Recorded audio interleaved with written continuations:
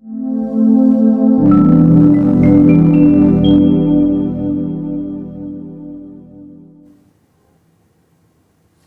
head vaatajad, vaatama tagasi saadet Raudsaare dialoogid. Ja kuna meie ajastu vaim on selline, siis täna räägime diplomaatiast.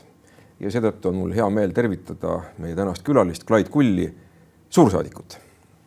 Aitäh kutsumast. Ja räägime selle asja selgeks, millega ma ise olen eksinud sageli. Kui öeldakse suursaadik. Suursaadik ei tähenda ilmtingimata seda, et inimene on akrediteeritud suursaadikuks ühte või teise riiki. Et kui on oldud kunagi suursaadik, siis on see on tiitel kogu eluks. Jah, siin tulekski eristada ametikohta, suursaadiku ametikohta, kui inimene töötab, ja siis diplomaatilist auastet.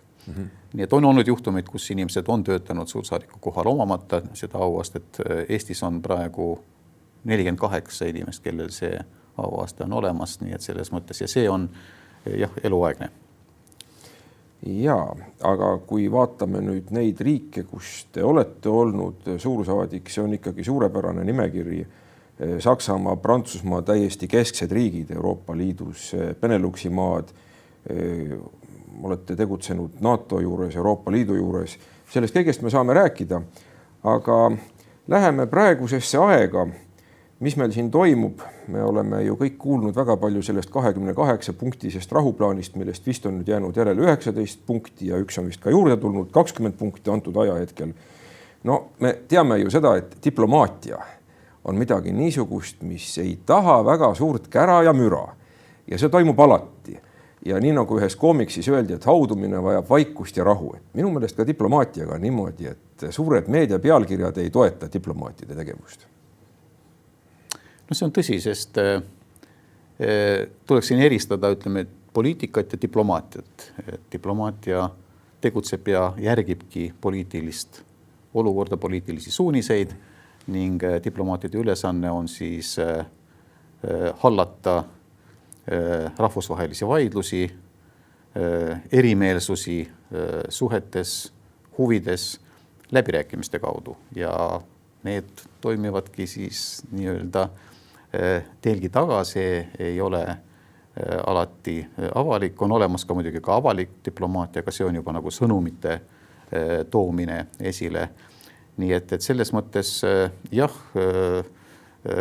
nagu kui võtta nüüd see viimanegi näide selle rahuplaani osas, siis tänapäeva diplomaatia peab muidugi arvestama juba sellega, et see suhtlus ja infoväli on ja need meetodid on täiesti teistsugused, kui nad on olnud, ütleme siin aastakümneid või aastasadu tagasi. See tähendab, et lekitatakse ka teadlikult avalikkusesse pressi mingid asju? See lekitamine tegelikult on olnud ju läbi ajaloo ja lekitamist kasutataksegi siis mingisuguseks surve avaldamiseks, oma erimeelsuste väljenduseks, need on olemas, aga tänapäeval see ruupori väljund on niivõrd lai ja selle tagasiside on niivõrd lai, et sellega tuleb juba arvestada, et see võib kujundada mingisuguseid arvamusi väga kiiresti ja väga laialt.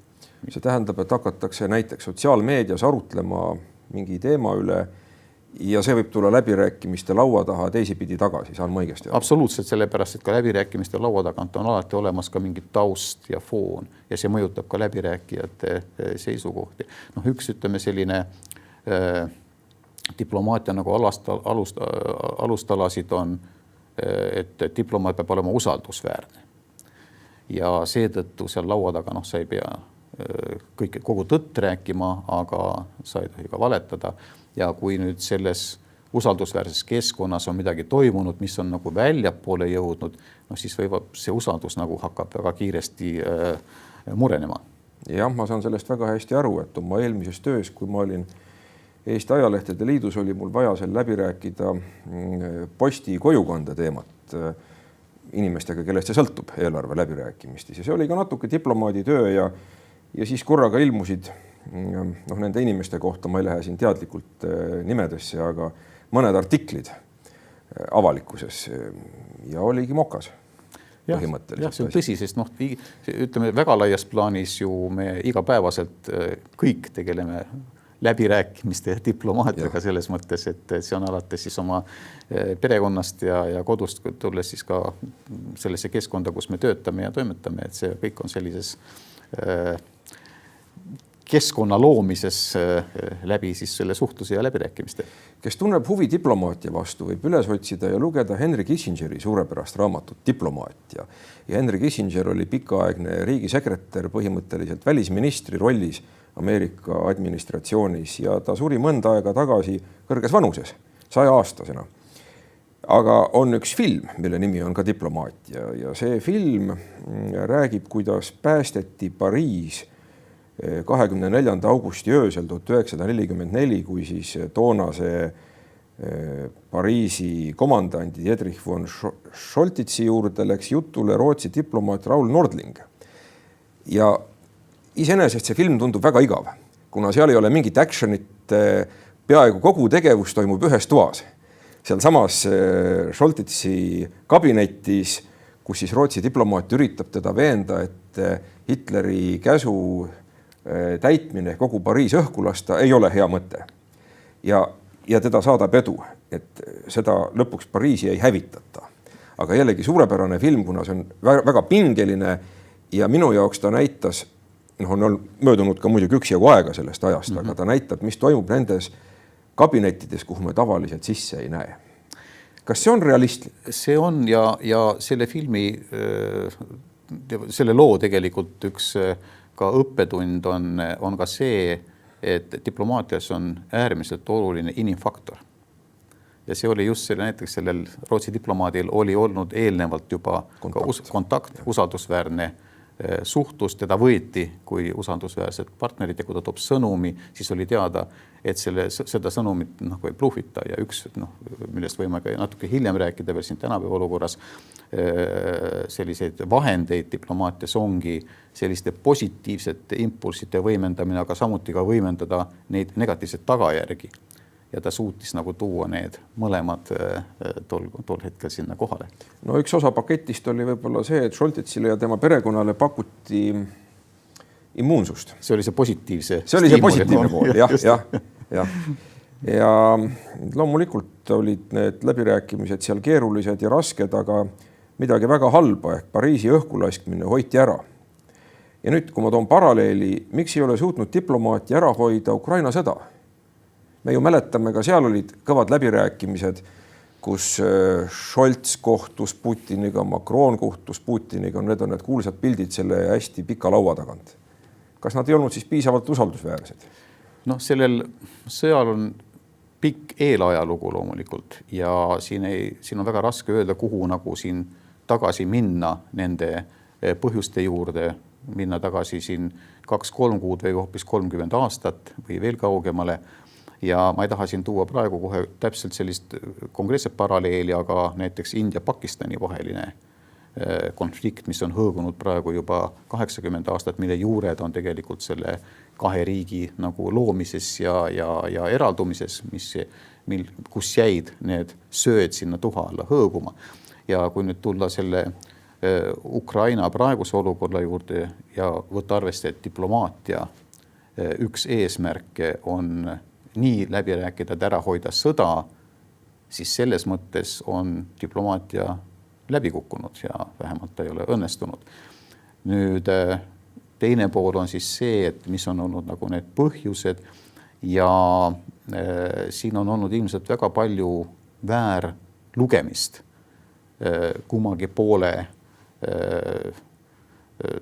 siis ohuhinnangutes, kummagi poole käitumises. Ning kui me vaatame siis seda konflikti, mis algas veebruaris 22, siis sellele tegelikult eelnes väga palju protsesse ja signaale, mida oleks tulnud kas lugeda teisiti ja käituda teisiti. See on muidugi tagantjärgi praegu ka tarkusena mõnes mõttes, aga tasub ka meenutada seda, et sellele protsessile eelnes Maidan ja Ukraina revolutsioon, Krimmi vallutamine ja okupeerimine Venemaa poolt ja siis algatatud Minski protsess, mis tegelikult kestis ju ligi 8 aastat mis oli diplomaatia, mis olid läbirääkimised ja nüüd ongi siis see küsimus, et mida nagu sellega taheti või püüti saavutada. Angela Merkel on öelnud oma mälestustes, et see andis Minski protsess võimaluse Ukrainale nagu võita aega ja ette valmistuda võimalikuks rünnakuks, mida Vene pool võis siis lugeda jällegi teistmoodi, kuid eks see heidutuse moment on siin väga oluline ja siin peabki küsima praegu seda, et kas me Euroopa ja NATO liitlastena suutsime Vene poolele viia kohale ja teha selgeks nende negatiivsete tagajärgede võimaluse ja mida see nagu tähendaks, kui Venemaa alustaks agressiooni. Ja paistab, et see ei ole olnud õnnestunud meil sellepärast, et näiteks üks Venemaa kindlasti agressiooni hinnangu elemente oli ka see, et lugeda lääne vastureaktsiooni ning mis oli Venemaa jaoks täiesti ootamatu, oli see Euroopa Liidu ja NATO äärmine ühtsus pärast seda, kui agressioon oli toimunud. Seda ühtsuse signaali ei ole me kuidagi suutnud eelnevad Venemaale kohale viia ja vastupidi, kõik see, mis nagu eelnevalt toimus, näitas hoopis Euroopa Liidu välispoliitika ja huvide lõhestatust, mida siis Venemaa väga osavalt ka ära kasutas ja need kohtumised, mida te mainisite Macroni ja Schulziga. Äkki oleks pidanud saatma poliitikute asemel diplomaadid läbirääkimisele?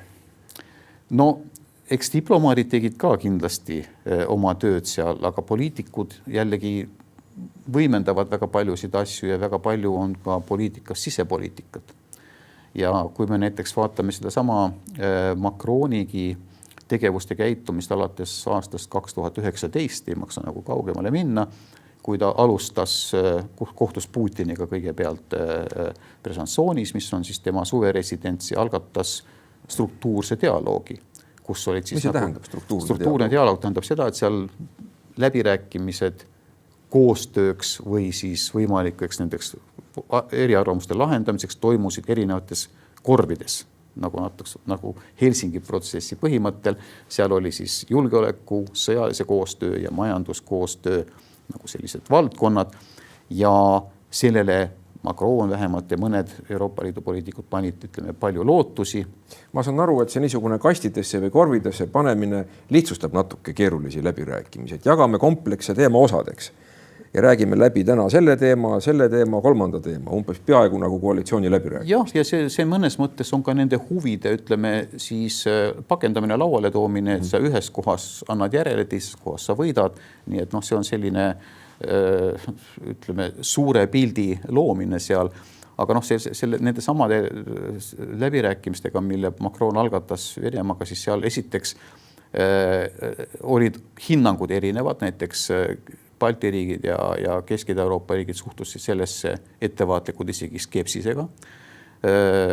Mõned nägid selles Macroni püüdlust saavutada endale mingisugust nähtavust, nii et sellel usaldusväärsus sellel protsessil juba iseenesest puudus. Aga mis oli oluline Venemaa jaoks oli see olemas kanal, esiteks, et pääseda sellesse Euroopa Liidu välispoliitika nagu köögi poolele ja siis seda oma huvides ära kasutada ja kogu lõhestada seda. Aga kuhu tõmmata see keskjoon, et ühelt poolt me ju hoiame suhetes blokaadi Venemaaga, me ei luba nende sportlasi olümpiamängudele näiteks.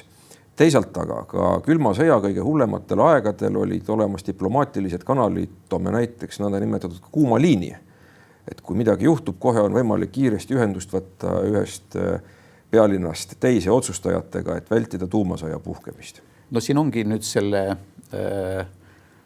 sõja nagu astme olulisus, et üks on külm sõda, kus sul ei toimu konkreetset lahingutegevust ja agressiooni, kõik püsivad nagu oma kodus. No, aga piirkondlikud sõjad ju toimusid, proksisõjad. Seda küll, aga ütleme sellised kahe ploki vahelist vastasseisu polnud, aga hetkel ju toimub ikkagi konkreetne agressioon riigi vastu, mis on, mida loetakse üheks Euroopa nagu lähinaabruseks ja Ukrainal ju oli ka assotsiatsioonileping juba läbirääkimises, ka teatud sammud Euroopa Liidu poole astumises, mida Venemaa nagu vähemalt formaalselt väitis, aktsepteerib ja tõi siis need julgeoleku ja NATO liikmesused nagu sinna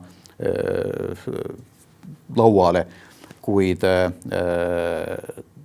see oligi jälle ilmselt see venelaste poole väärhinnang, et nad ei näinud selles Ukrainas ikkagi osa Euroopat. See on nagu nende enda suhtumine ja eeldus sellesse, nii et ja meie ei ole jällegi suutnud ilmselt tol hetkel selgeks teha, mis on selle Ukraina tulemus ja võib-olla see oli ka tol hetkel paratamatu, sellepärast, et ei olnud ka Euroopa Liidus ühtset meelt veel Ukraina saatuse osas. Me mäletame 2008, kuivõrd keeruline oli anda Bukarestis tookord signaal Ukrainale NATO uste avatuse osas ja kuidas need vastuolud ikkagi jäid veel sinna püsima. Ma usun, et Kreml ei suutnud analüüsida reaalajas seda, kuivõrd muutus ühiskondlik arvamus Ukrainas. Ilmselt nende selline luure ja info ühiskondlike meeleolude suhtes oli ekslik. Jah, ja teatud mõttes ka selline üleolevus ja suhtumine ju ka Ukrainasse, mis on välja paistnud mitte ainult Ukraina suhtes, aga ka paljude teiste endiste liiduvabariikide suhtes, Kesk-Aasias oleme seda näinud, samuti ka Kaukaasias.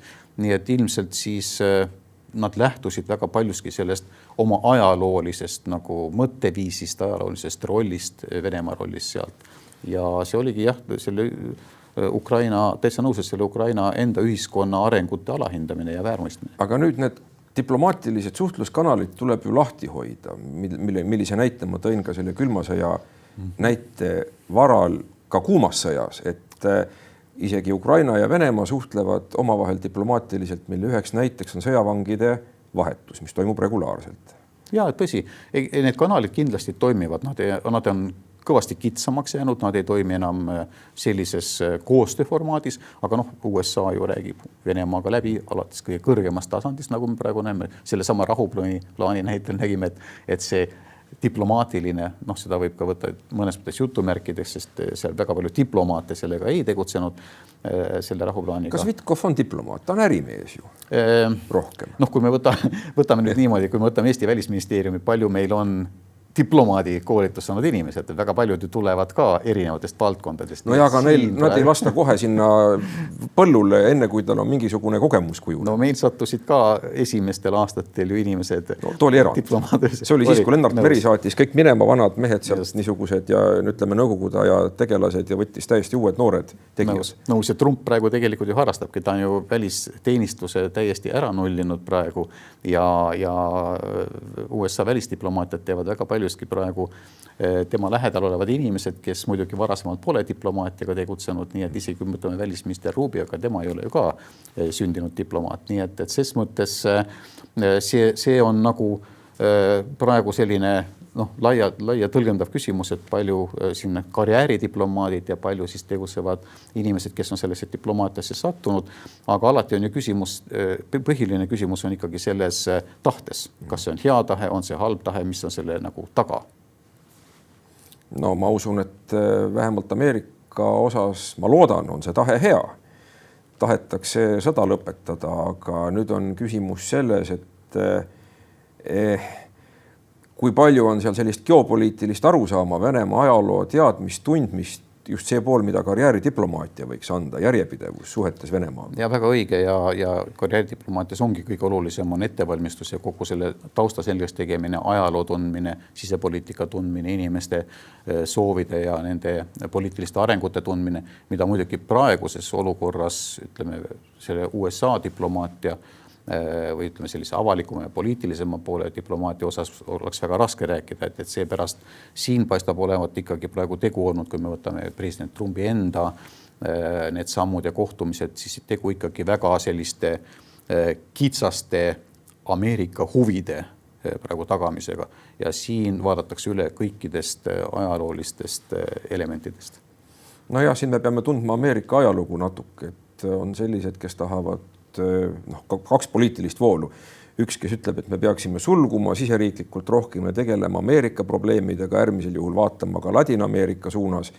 Ja teine suund, kes ütleb, et Ameerika peab olema aktiivne terves maailmas, kuna see on Ameerika julgeolekule eluliselt tähtis.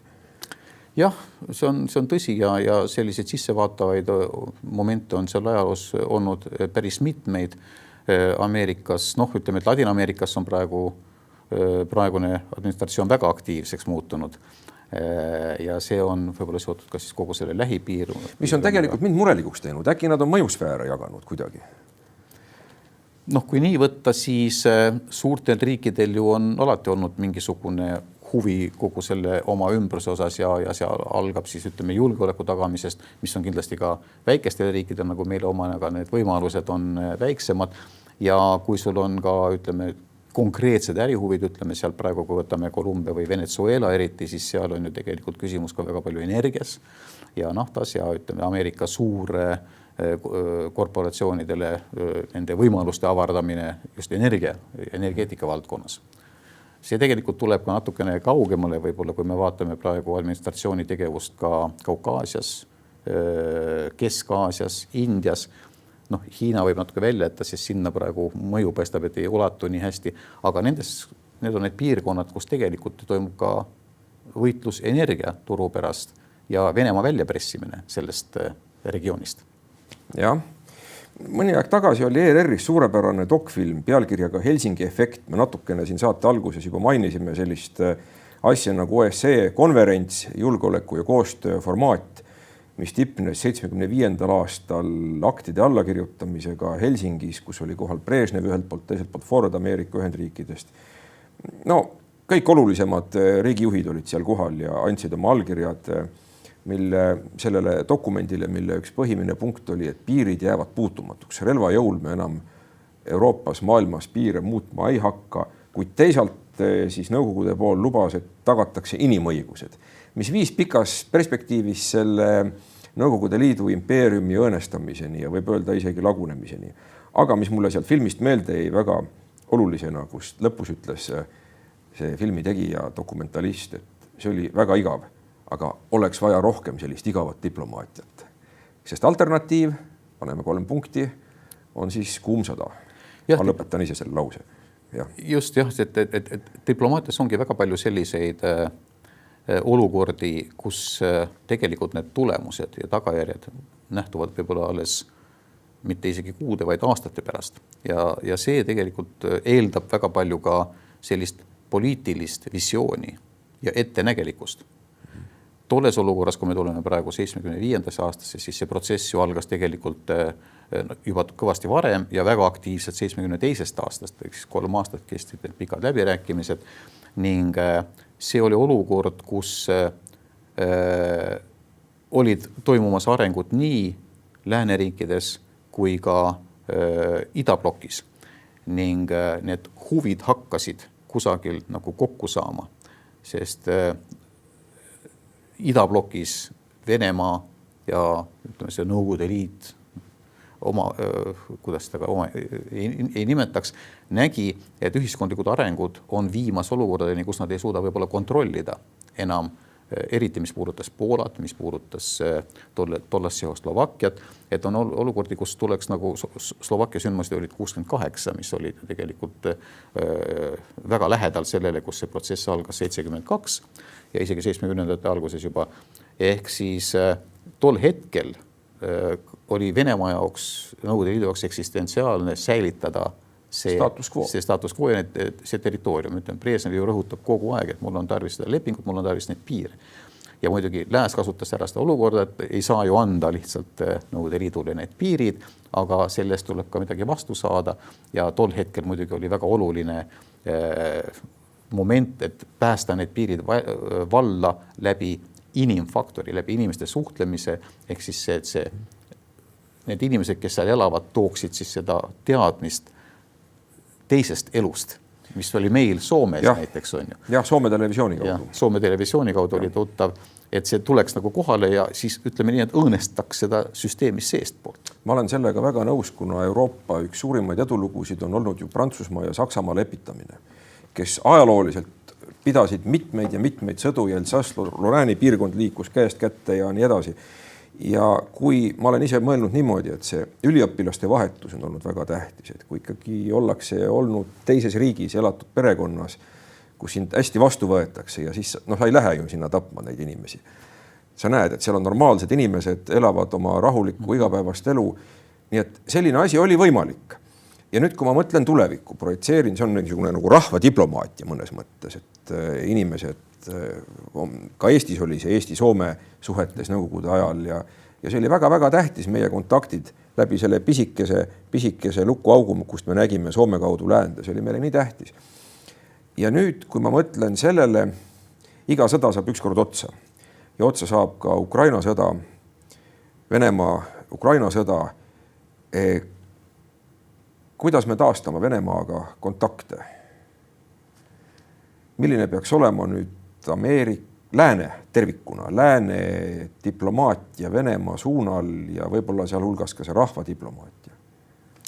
Ma kardan, et praeguses olukorras ja praeguse Venemaa juhtkonna puhul see ei saa toimuma üleöö. Ja üheks näiteks on kas juba see, et see juhtkond, kuidas seda nimetada, on see siis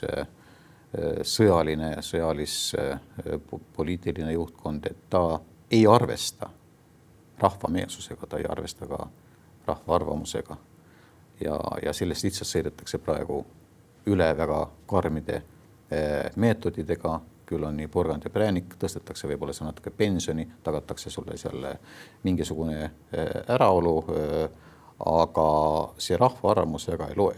Seepärast ütleme kõik need head näited inimeste vahelisest suhtlemisest, et nad tooksid mingisugustki seda meelsust sisse sinna.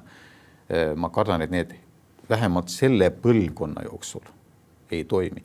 Ja isegi selles põlvkonnas on toimunud praegu väga suured mentaalsed ja psühholoogilised muutused. Mul on olnud päris palju kontakte praegu Prantsusmaal üliõpilastega ja te räägite ise ju prantsuse keelt, eks ole? Seda ka, jah.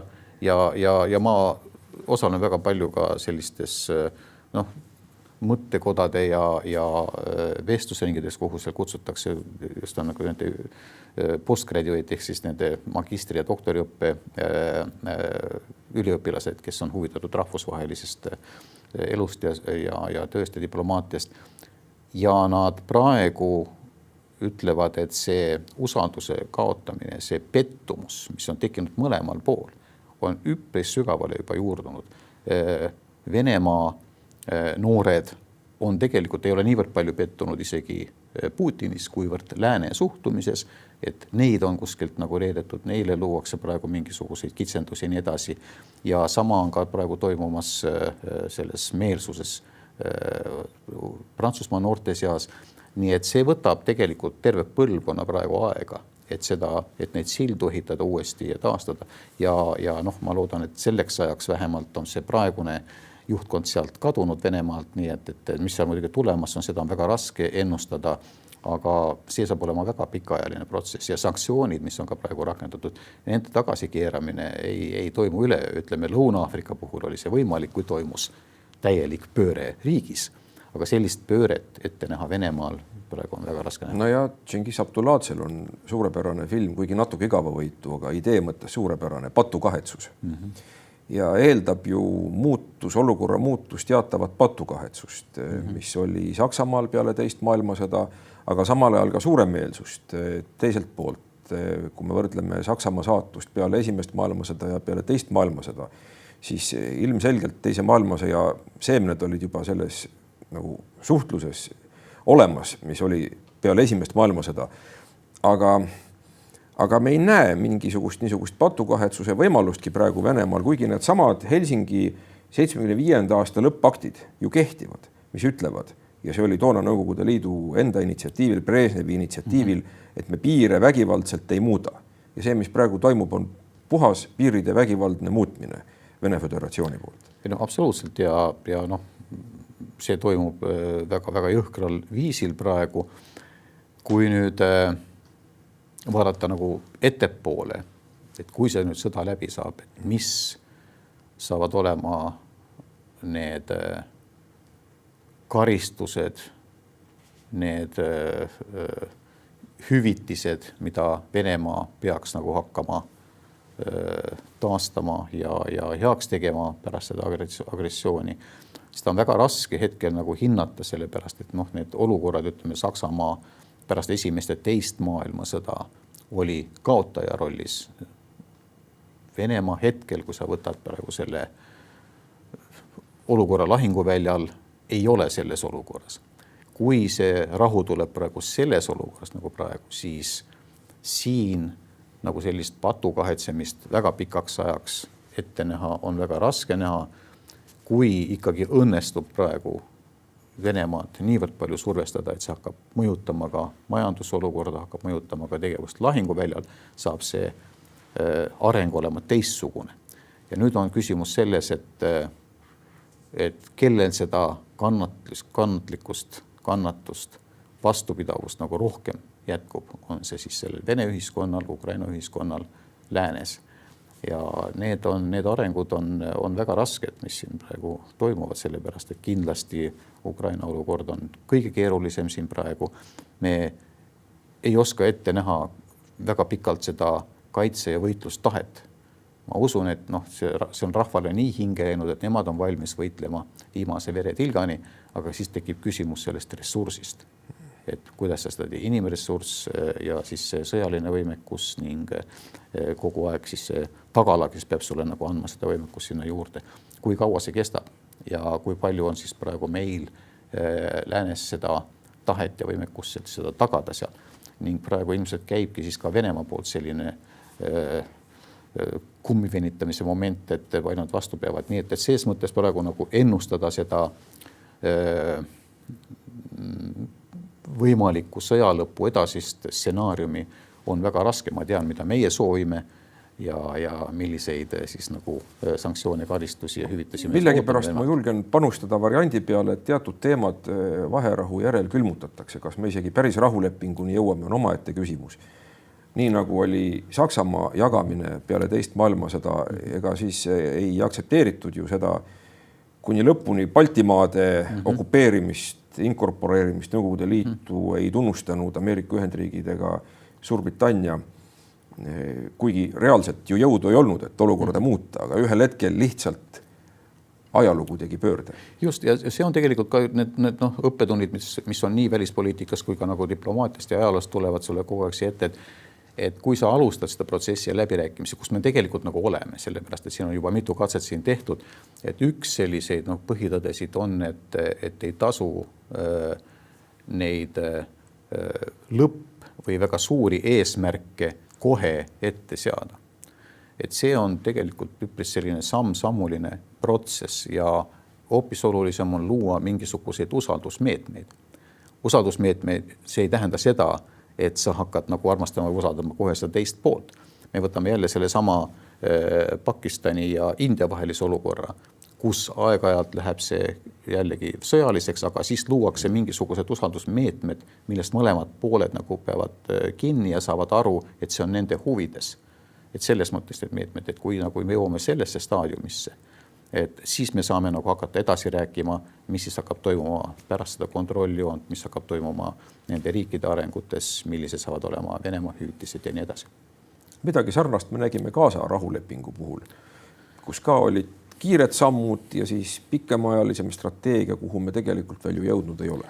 No just nimelt, aga siin on natukene erinevus selles mõttes, et ütleme, need meetodid ja vahendid võiksid olla samad. Kuid me jõuame ikkagi praegu selleni, et ütleme Netanyahu ja Hamasi liidrite olukord oli teistsugune, kui on praegu Zelenski ja Putini vahel. Jõudude vahega tasakaal oli hoopis teine. Just.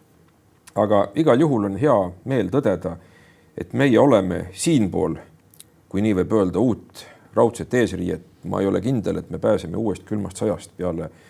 Võib-olla pääseme, võib-olla mitte. Peale Ukraina sõja lõppu, aga igal juhul meie oleme praegu siinpool, see tähendab, me oleme vaba maailma pool, aga see ei olnud alati kindel, et see nõnda läheb. Ja võt, siin mind huvitab teie mälestus, kuidas meil õnnestus pääseda Euroopa Liitu ja NATOsse aastal 95 november, nii et 30 aastat tagasi, kui siis Tiit Vähi toonane valitsus esitas, see oli Tiit Vähi teine valitsus, esitas palve, et Eesti võetakse Euroopa Liidu täie õiguslikuks liikmeks. Ja algas pikk protsess, läbirääkimiste protsess, mis kestis 9 aastat. Natuke vähem küll tegelikult, kuna lõpus oli seal see referendumi aeg, aga meie liitumine toimus 2004. Mul on see paber, see avaldus olemas koopia sellest. Raamitud. Koopia sellest, sest ma andsin selle ise, see oli Tiit Vähi allkirjaga paber novembrist 1995 ja noh, mul õnnestus see nagu endal tookord üle anda komisjoni presidendile. Aga tulles nüüd selle juurde, see küsimuse juurde, et see tegelikult ju sõltub kõik ajastusest. Ja oli võimaluste aken tol hetkel. Just nimelt, ja seal langes kokku väga mitmeid ja väga palju selliseid asjaolusid, mis tegid selle võimaluste akna lahtihoidmise ja avatuks olemise meile võimalikuks. Kui me võrdleme praegugi näiteks neid kandidaatriike ja nende olukordi, näiteks Balkani riik, kes on juba mitu aastat pidanud liitumist läbirääkimisi, noh Türgist ma ei räägi, kes on üle 40 aasta pidanud liitumist läbirääkimisi. Ega need, või isegi Ukraina praegu, kes peab liitumist läbirääkimisi.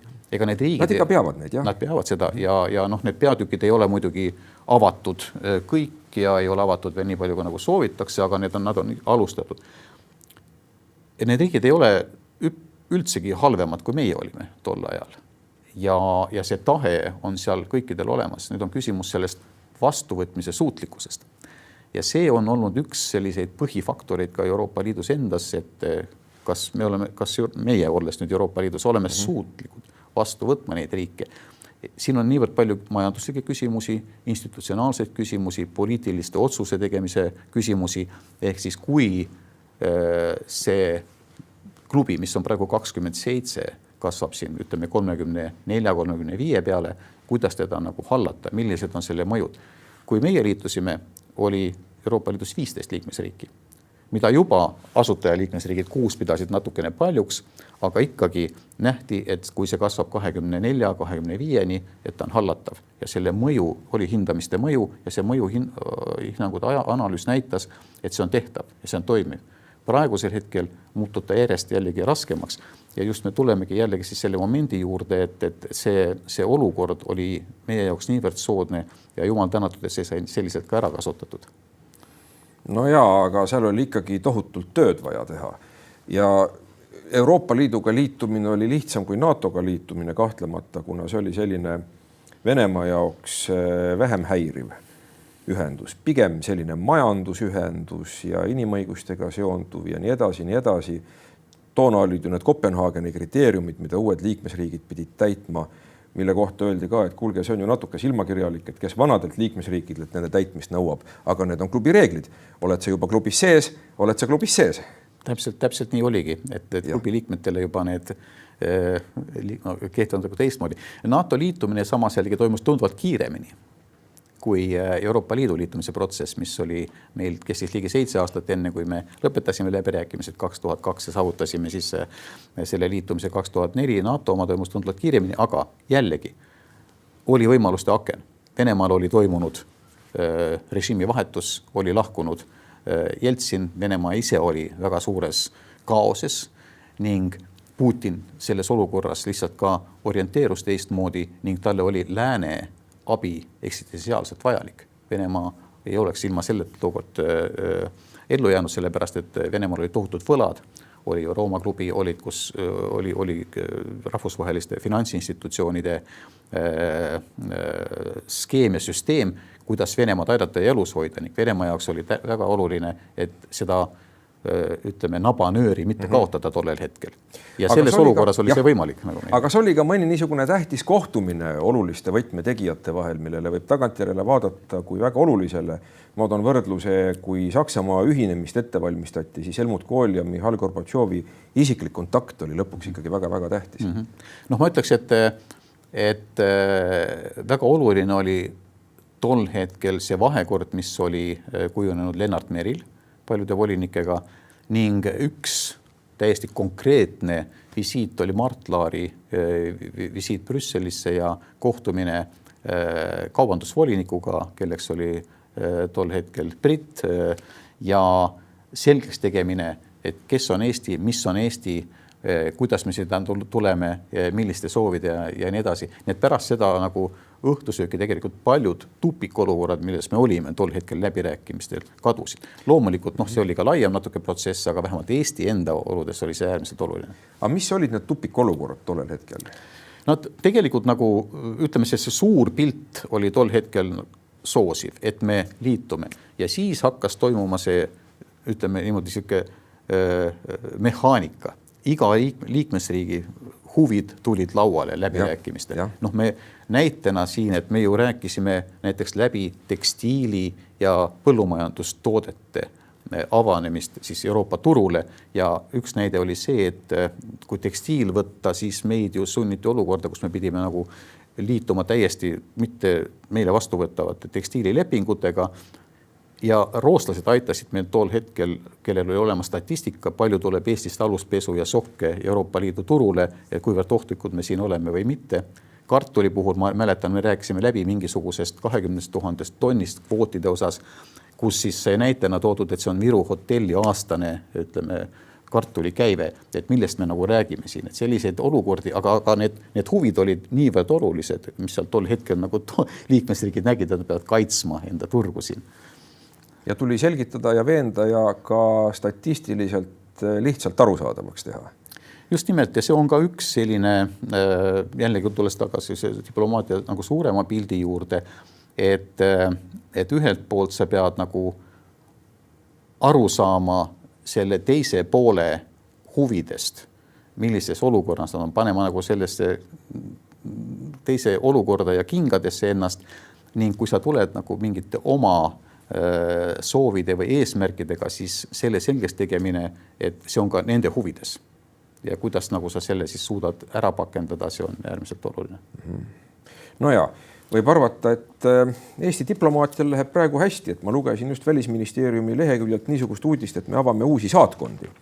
Me avame lisaks 45 olemasolevale saatkonnale saatkondi Armeenias, Moldovas, Aserbaidžaanis, Keenias.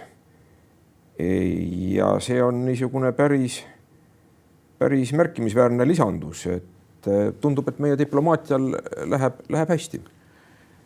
Jah, ma ütleks, et need on, esiteks on see väga hea, et on olemas selline ressurss praegu saatkondi ja seda võrgustikku laiendada, mis ei ole üldsegi suur, kui võtta Eesti kui väikeriik, siis me oleme ikkagi kõvasti alaesindatud, vaadates seda välispoliitilist ja välismajanduslikku raamistikku, kus me opereerime.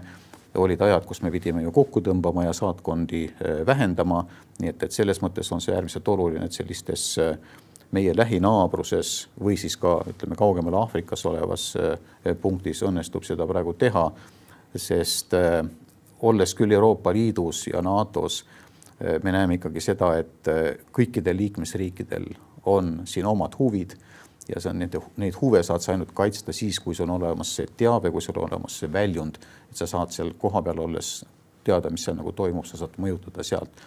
Sest vastasel juhul ju me võiksime panna kõik kinni saatkonnad ja lugeda ainult sotsiaalmeediat ja ajalehte ja siis selle informatsiooni alusel tegutseda. No ja mulle ei mahu muidugi südamesse see, et New Yorgi Jacksoni konsulaat kinni pandi. See oli nagu hoone sümbolväärtusega, kuigi ma saan aru, et seal hoiti ka kulusid kokku, aga ikkagi. Ma arvan, et see on jah siuke keeruline küsimus, ma ei olnud sellega ise konkreetselt nagu puudutada. Üks võib-olla oli ka see samm Välisministeeriumi poolt, et natukene ka teha mingisugust sellist sammu näitamaks, millel on suurem sümboolne väärtus, et mida tähendab tegelikult meie esinduste kinnipanek, et see oli võib-olla rohkem selline sisepoliitiline signaal, kui et väline. Sellel on praktiliselt ta ilmselt väga palju ei mõjutanud, sellepärast, et eks see töö ju jätkub inimestel seal olemas. Nii et jah, aga ikkagi mõeldes tagasi Eesti riikluse järjepidevusele, nüüd on vähemalt seal see vastava tahvli ja tänava nimega jäädvustatud, mis on väga-väga kena ja väärt tegu.